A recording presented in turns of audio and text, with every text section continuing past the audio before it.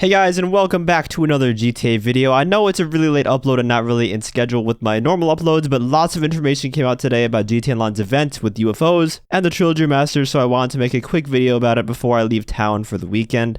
GTA Online currently has an event going on with UFO Sightings. Earlier today, Rockstar tweeted this out, and how it works is over the next week, a UFO is going to appear at different locations around the map each day that you can see between 10 PM and I believe 3 AM in game time. And this map from WildBrick142 shows the locations that the UFO will be at for each of the days of the week. The day that this video is releasing, it's still going to be on the beach, but by the time most of you see this video, it's probably going to be above the sunken UFO the next day over the water. Then on Sunday, it's at Mount Chiliad, Monday, the Lighthouse, Tuesday, the Altruist Camp, and Wednesday, the Alien Camp. But if you get too close to it, your car will shut off for a second, and a flash of lightning will appear before the UFO vanishes. For some reason, though, the UFO wasn't appearing for me. I went to the location at the right time, and no UFO appeared. And then when I got close to the spot where the UFO should spawn, the lightning flash happened, so I don't know what was going on there. But I do have a clip of what happens when you get too close to it from one of my subscribers, AppleKid, who was kind enough to send this in.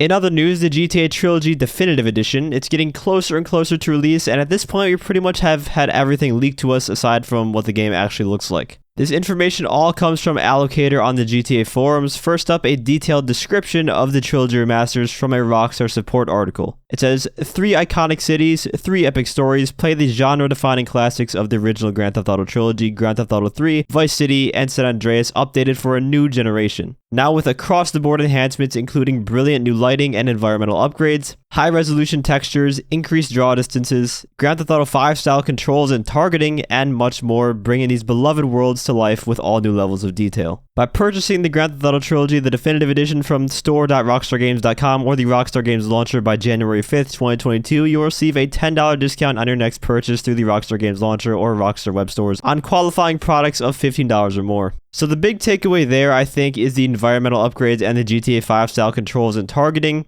The other stuff like increased texture resolution, higher draw distances, better lighting, that's kind of the stuff that you come to expect from just a simple remaster. Environmental upgrades to me sounds like it has to do with the enhanced foliage and stuff, so maybe the trees and natural areas of the game will look much nicer and much more detailed. But Grand Theft Auto 5 style targeting and controls, the fact that they specifically state that it's going to be similar to Grand Theft Auto 5's controls is kind of huge to me. The shooting in the older games, aside from like San Andreas wasn't too bad, but the controls for those games were really outdated. That was one of the biggest issues with them going back to playing them. The shooting just doesn't feel good, especially on console. But it doesn't end there because we also have leaked PC system requirements for the Definitive Edition, once again from Allocator on the GTA forums. So the minimum requirements are an i5 2700K processor with a GTX 760, 8 gigs of RAM, and 45 gigs of storage. And the recommended specs are an i7 6600K with a GTX 970, 16 gigs of RAM, and again 45 gigabytes of storage.